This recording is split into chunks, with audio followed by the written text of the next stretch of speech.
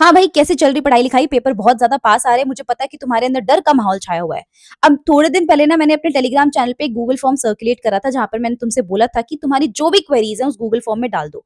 तुम मानोगे नहीं, 1000 से ज्यादा स्टूडेंट्स ने मुझे अपनी क्वेरीज डाली हैं और 700-600 के अराउंड मैं क्वेरीज पढ़ चुकी हूँ पिछले 2 दिन के अंदर।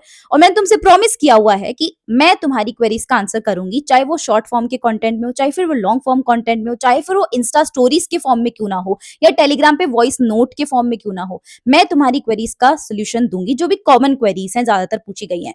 उनमें से जो मैं आज एनालिसिस कर रही थी, उनमें से मुझे ये क्वेरी सबसे ज्यादा कॉमन दिखी कि गैप डेज में कैसे पढ़ना दीदी, हमें एक प्रॉपर टाइम टेबल दे दो कि क्या क्या करना चाहिए। तो यार मैंने सोचा कि क्यों ना इसके ऊपर तुम्हें प्रॉपरली बताया जाए कि कौन से दिन क्या करना है, कितना करना है, कहाँ से पढ़ना है, ऑथेंटिक रिसोर्स क्या है, ताकि तुम्हारे दिमाग से ना वो बर्डन हट जाए। तुम्हें ना आने वाले दिनों का क्लियर कट आइडिया लग जाना चाहिए कि कौन से दिन तुम्हें कितना परफॉर्म करना है, कितना पढ़ना है। अब जिसके पास physical education as an optional subject है, उसके लिए भी मैंने यहाँ पर टाइम टेबल बनाया है। अब जिसके पास फिजिकल एजुकेशन नहीं है, कंप्यूटर साइंस है, उसके लिए भी बनाया है, हिंदी है उसके लिए भी बनाया है। तो सबके लिए गैप डे स्ट्रेटेजी मैंने इस वीडियो के अंदर बना के रखी है। अब चाहे तुम मैथ्स के स्टूडेंट हो, बायो के स्टूडेंट हो, किसी भी प्रकार के स्टूडेंट हो, इस वीडियो को ध्यान से देखना। एक एक मिनट बहुत कीमती है, क्योंकि इस वीडियो के पीछे मैंने 1-1.5 घंटा बैठकर पूरा का पूरा दिमाग लगा के टाइम टेबल तुम्हारे लिए बना के रखा है। इस टाइम टेबल के बाद में तुम्हें कहीं भी कुछ भी देखने का जरूरत नहीं है कि गैप डेज में कैसे पढ़ना है।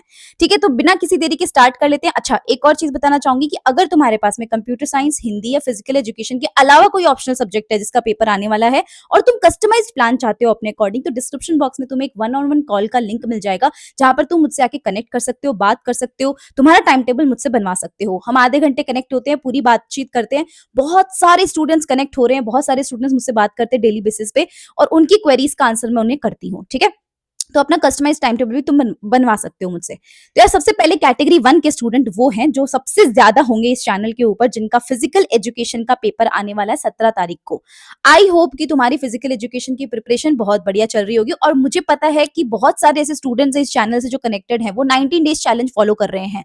ये 19 डेज चैलेंज मैंने एक बार चलाया था जनवरी एंड के अंदर, क्योंकि मुझे बहुत सारे बच्चों की रिक्वेस्ट आई थी कि दीदी एक बार फिर से पूरा का पूरा रूटीन चला दो, हर दिन का हमें टारगेट देना स्टार्ट करो। तो 19 डेज चैलेंज में मैं तुम्हें टेलीग्राम पे, कम्युनिटी पोस्ट पे या व्हाट्सएप चैनल पे, हर जगह पर मैं तुम्हें डे वाइज टाइम टेबल देती हूँ, डे वाइज स्टडी टारगेट देती हूँ। एक भी दिन मिस मैंने आज तक नहीं करा है, चाहे मुझे कितना भी कहीं पर भी मैं बिजी हूँ, कहीं पर भी कुछ करूँ, लेकिन वो चीज कभी भी मिस नहीं होती है। डेली तुम्हारे पास में आता है और रियलिस्टिक तुम्हारे पास में स्टडी टारगेट्स आते हैं। जिसने फॉलो करा है उसको तो फायदा दिख गया होगा अब तक, क्योंकि उसका सिलेबस मैंने ऑलमोस्ट कंप्लीट करा दिया है। अब जिसने नहीं करा है, या जिसने मतलब तुमने जैसे भी पढ़ा होगा, पर ये वाली स्ट्रैटेजी है वो बढ़िया से देख लेना। अब 19 डेज चैलेंज के अंदर तो मैंने तुम्हें फिजिकल एजुकेशन ऑलमोस्ट कंप्लीट करवा दिया है, थोड़े बहुत चैप्टर बाकी हैं, लेकिन जिन्होंने नहीं करा है वो ध्यान से सुनना।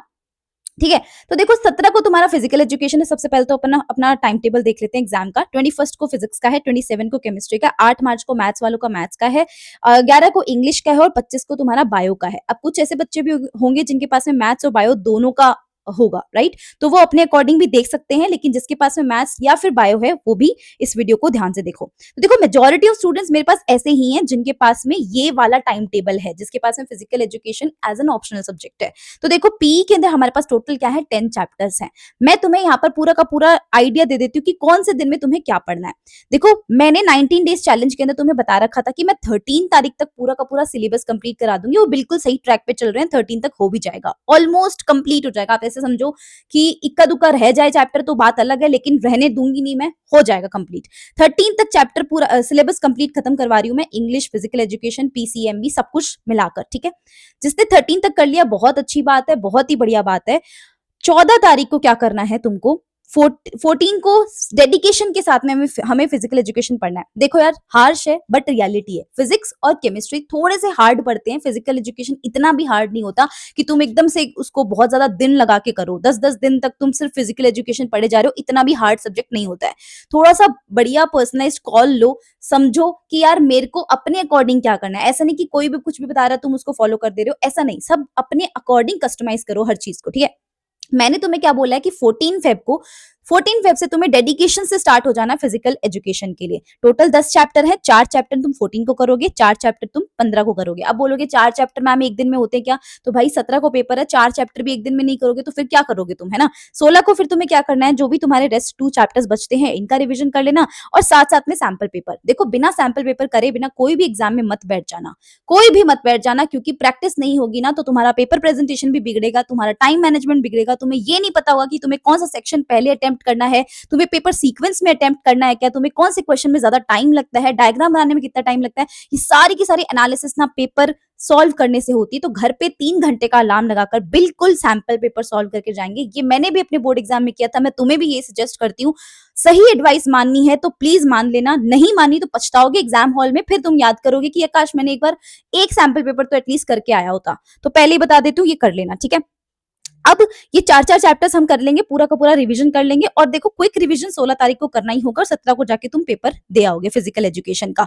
अच्छा, पढ़ना कहाँ से होता है? देखो यार, जिस भी टीचर को तुम फॉलो कर रहे हो, मैं तुम्हें कोई स्पेसिफिक टीचर नहीं बता रही हूँ, जिस भी टीचर को तुम फॉलो करते हो उसको ध्यान से फॉलो करो। ऐसा ना हो कि लास्ट मोमेंट पे आके तुम कुछ किसी और से पढ़ने लग रहे हो, पूरे साल भर तुमने किसी और से पढ़ा है, पूरे साल भर तुमने एनसीईआरटी पढ़ी नहीं, अचानक से तुम एनसीईआरटी पढ़ने लग गए हो। ऐसी चीजें नहीं करनी है। जहां से भी पूरे साल भर पढ़ा है उसी को ही रिवाइज करना है, उसी से ही पढ़ना है। और हाँ, एक चीज बता दे दूं, चाहे कोई भी सब्जेक्ट हो, एनसीईआरटी के क्वेश्चंस करने इंपॉर्टेंट है, पीवाईक्यूज करने इंपॉर्टेंट है, और लास्ट में प्रैक्टिस के लिए एक सैंपल पेपर या मिनिमम 2 सैंपल पेपर, इतना करना तो बहुत ज्यादा जरूरी है। अगर तुमने मेरे प्यारे बच्चों पीवाईक्यू कर लिए स्पेशली फिजिकल एजुकेशन के लिए, हालांकि इसके लिए डेडिकेटेड वीडियो आ रहा है, सब्सक्राइब कर सकते हो चैनल को, सब कुछ बताया वो भी फिजिकल एजुकेशन के एक्सपर्ट को बिठा के, उनसे ही सलाह दिलवाइए तुम्हें। PYQs are very very important, as it is repeat होता है पेपर, तो पीवाईक्यूज कर लेना फिजिकल एजुकेशन, चाहे फिर कोई भी सब्जेक्ट हो, पीवाईक्यूज करना बहुत इंपॉर्टेंट है। चैप्टर पढ़ो, वन शॉट या रैपिड रिविजन, जहां से भी तुम पढ़ रहे हो, चैप्टर पढ़ो, नोट्स पढ़ो, पीवाईक्यूज करो, एनसीईआरटी क्वेश्चन करो, बस तुम्हें इसके अलावा कोई तीसरी चीज चौथी चीज नहीं चुननी है, बस यही काम करना है।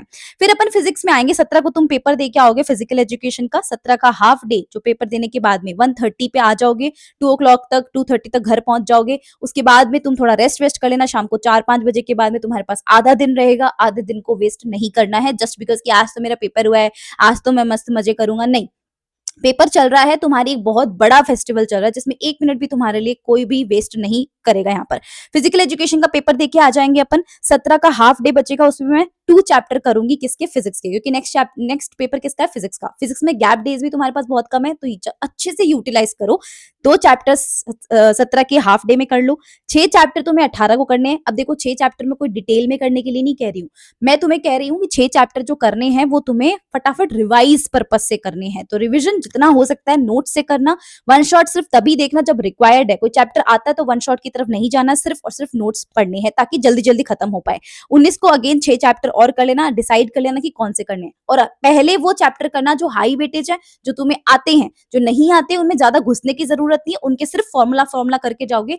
लेकिन ऐसा कोई भी नहीं करेगा बच्चा कि चैप्टर छोड़ दिया, चैप्टर कोई भी छोड़ के नहीं जाना है, सिर्फ फॉर्मूला कर लेना चाहे से, क्योंकि फॉर्मूला लिखने के भी नंबर मिलते हैं, अगर तुम्हें नहीं पता हो, स्टेप मार्किंग्स होती हैं।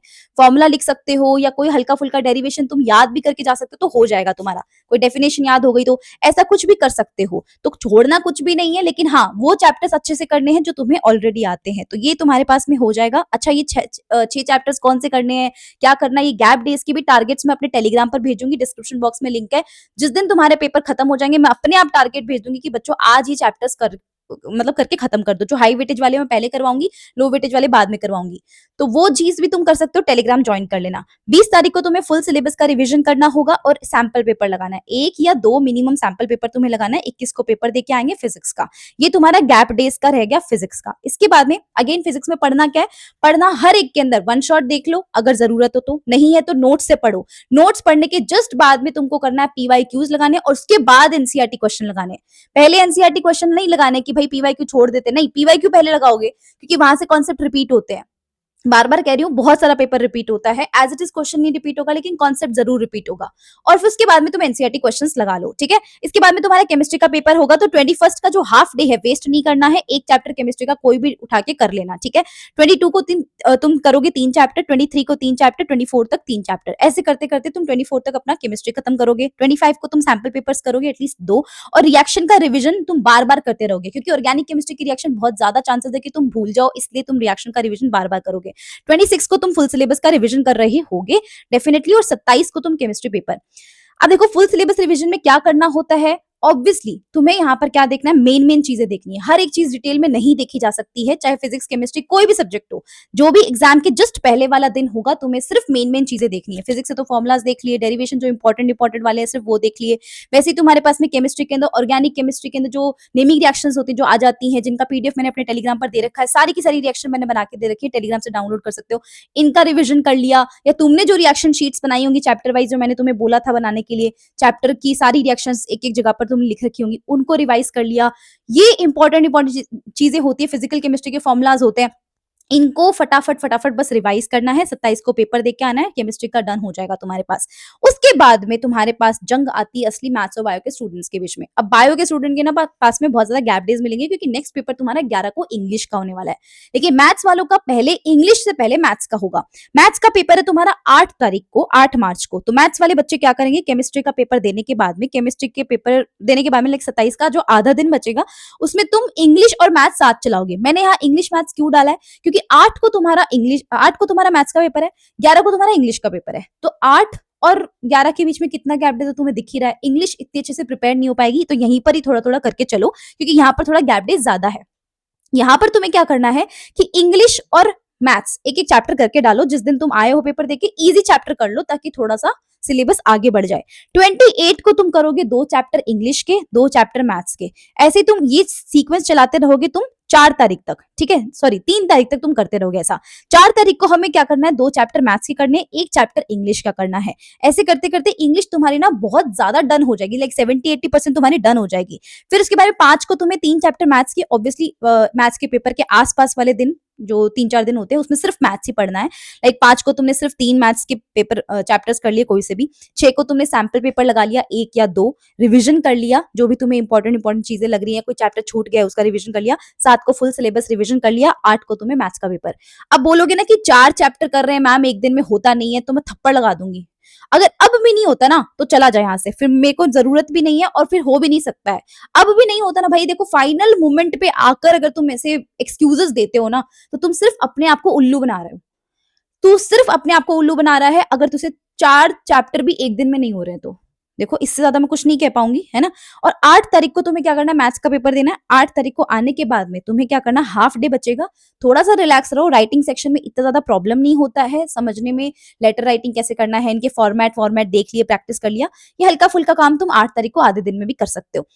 9 को तुम्हें सारी पोएम्स करनी है। मैंने यहाँ पर जितने भी इंक्लूड करे, वो चैप्टर इंक्लूड करें, पोएम नहीं करें। तो पोएम यहाँ पर कर लोगे। इसके बाद में रिमेनिंग चैप्टर्स जो तुम्हारे पास में बचे हुए वो करोगे। 10 को सैंपल पेपर कर लेना है, और क्विक रिवीजन करना है पूरे सिलेबस का इंग्लिश के, और इंग्लिश का पेपर जाके दे आना है, ठीक है? ये तो है मैथ्स वाले स्टूडेंट के लिए। अब बायो वाले जो स्टूडेंट्स हैं, उनके पास में बायो में टोटल 13 चैप्टर्स है। तुमको क्या करना है, तुम्हारा पहला पेपर इंग्लिश का आएगा, बायो का बहुत बाद में। और लकीली बायो के पेपर में भी बहुत सारे गैप डेज है, इंग्लिश में भी बहुत सारे गैप डेज है।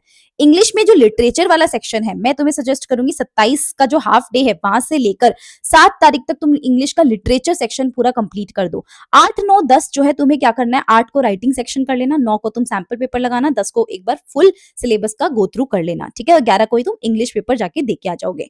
उसके बाद में तुम्हारे बायो के लिए तुम्हें करना क्या है, बायो के लिए तुम्हें कुछ भी नहीं करना। इस चैनल को तुरंत अभी के भी सब्सक्राइब करना है, क्योंकि बाद में अगर ये चैनल, पहली बार अगर तुम इस चैनल पे आए हो, या दूसरी बार भी आए होगे, सब्सक्राइब नहीं कर रखा है, इस चैनल पे जो बायो का कंटेंट आएगा, यहाँ से तुम्हारे 100 में से 100 पक्के आएंगे, अगर तुमने मुझे डेडिकेशन के साथ फॉलो करा है, तुमने खुद की तरफ से पूरा 100% डाला है, रिवीजन करा है। तो यहाँ पर मैं जो भी तुम्हें इन गैप डेज में करवाऊंगी, इससे बाहर कुछ नहीं आएगा।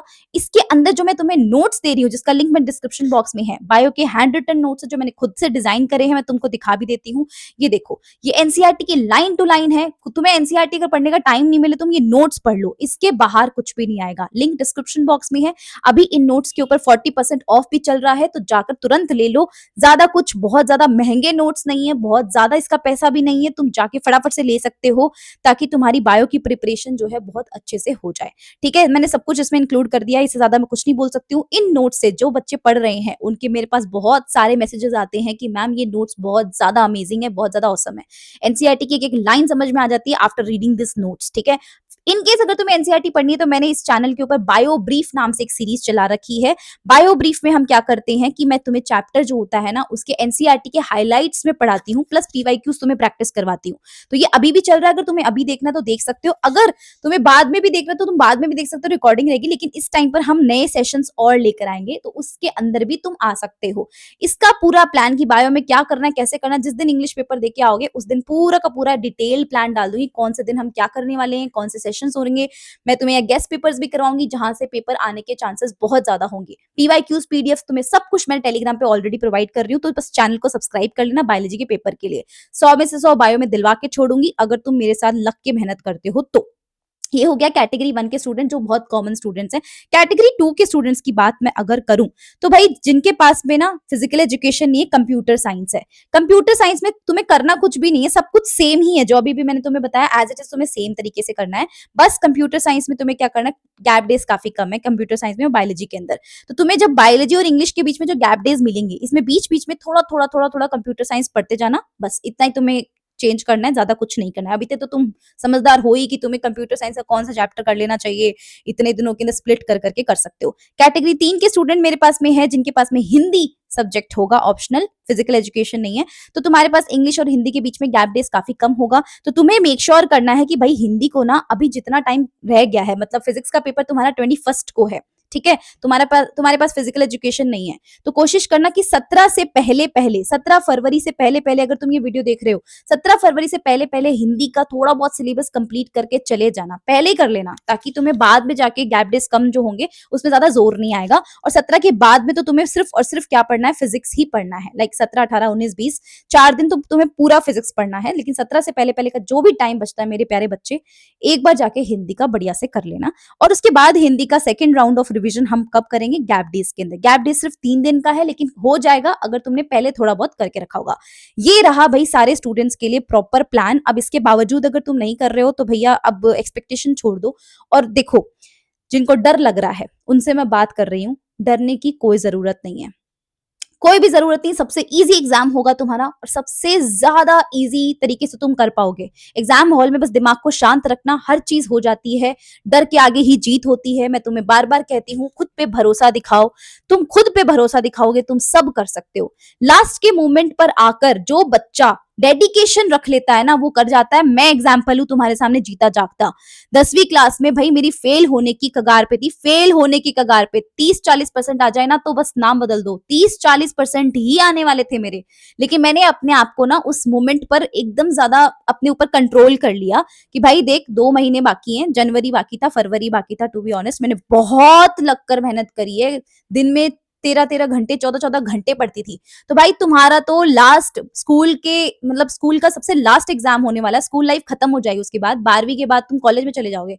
कॉलेज में कौन से कॉलेज में जाने वाले हो, 12वीं के मार्क्स डिसाइड करेंगे। बहुत सेक्टर में मैं मानती हूँ 12वीं मैटर नहीं करती है, लेकिन बहुत सेक्टर्स में मैटर करती भी है, भूलो मत। इसके बेसिस पे तुम्हें काफी सारी स्कॉलरशिप मिलेगी। तो अपने लिए करो, मेरे लिए करो, अपने माँ बाप के लिए करो, किसी और के लिए तुम्हें सोचना ही नहीं कि कोई और क्या कर रहा है, नहीं कर रहा, भजिया तल रहा होगा अपने घर में, अपन को नहीं फर्क पड़ता। अपन को इतना फर्क पड़ता है कि मेरा आज का जो टारगेट है मैंने अचीव करा है कि नहीं करा है, बस मैं इतना चाहती हूँ। और अपने आप पे विश्वास दिखाओ, अपने आप को डेली बेसिस पे कहा करो कि तू लेजेंड है, तू लेजेंड है, तू कर सकता है, तू कर सकती है। मुझे अभी कमेंट्स में लिख के जाओगे सारे के सारे स्टूडेंट्स, तू लेजेंड है, तू कर सकती है। क्योंकि देखो लास्ट के टाइम पर भी अगर तुम मेहनत करके अपने आप को प्रूफ नहीं कर सकते ना, तो धिक्कार है यार तुम पे, धिक्कार है तुम्हारे स्टूडेंट होने पे। लास्ट के मोमेंट पे तुम अगर ये सोच के बैठ रहे हो कि यार अब मैं नहीं, वो टॉपर बच्चा ही कर पाएगा। हाँ भाई टॉपर बच्चा तो करेगा क्योंकि वो साल की शुरुआत से कर रहा है, लेकिन इसका मतलब ये कभी नहीं होता कि तुम नहीं कर सकते हो। वो साल की शुरुआत से कर रहा है, वो अच्छा करेगा, लेकिन तू भी कर सकता है, तू भी कर सकता है। क्या पता उसका माइंडसेट कैसा हो एग्जाम हॉल में, क्या पता उसने पूरे साल भर जो तैयारी करी है एग्जाम हॉल में वो कैसा लगा पाए, और तू एग्जाम हॉल में बहुत अच्छे से कराए, उसका एग्जाम हॉल में दिमाग खराब हो जाए एंग्जाइटी से। इसीलिए कह रही हूँ अपने ऊपर भरोसा दिखाओ, जो कहा है बस फॉलो करते जाओ। सिर्फ एनसीईआरटी क्वेश्चन, पीवाईक्यू, इसके अलावा कोई तीसरी चीज को हाथ नहीं लगाना है। एक सैंपल पेपर जरूर करके चले जाना, बस इतना ही तो करना है। तो मुझे कमेंट्स में लिख देना, तू लेजेंड है, तू कर सकता है, तू कर सकती है, जो भी है, ठीक है। On that note, Ekta Soni signing off for the day. Please Telegram channel join कर लेना और चैनल को सब्सक्राइब कर लेना फॉर बायोलॉजी, एंड ये नोट्स जरूर ले लेना, क्योंकि ये नोट्स के बाहर बायोलॉजी के अंदर कुछ भी नहीं आने वाला है। और जो भी पढ़ाना है सब मैं पढ़ाऊंगी। सारा कंटेंट मैं साल की शुरुआत से पढ़ाती भी आ रही हूँ। सारे बच्चों से, किसी से भी पूछ लेना, प्री बोर्ड्स में देख लो उनके कितने कितने मार्क्स आए हैं। 0 पे थे बच्चे जिनको कुछ भी नहीं आता था बायो में, उनको बहुत ऊपर पे लेके गई हूँ। तो तुम्हारा भी मैं अच्छे से करवा दूंगी। गैप डेज अच्छे से हमारे पास में बहुत ज्यादा है। अच्छे से कैसे यूटिलाइज करना, बस इस चैनल पे कनेक्टेड रहो। मुझ पे विश्वास रखो, खुद पे विश्वास रखो। कमेंट्स में लिख देना, तू लेजेंड है, ठीक है। इसके साथ ही चैनल को सब्सक्राइब कर देना एंड वीडियो को लाइक करके सारे इसके सारे दोस्तों के साथ शेयर कर देना, ठीक है। On that note, Ekta Soni signing off the day. Thank you so much for watching this video.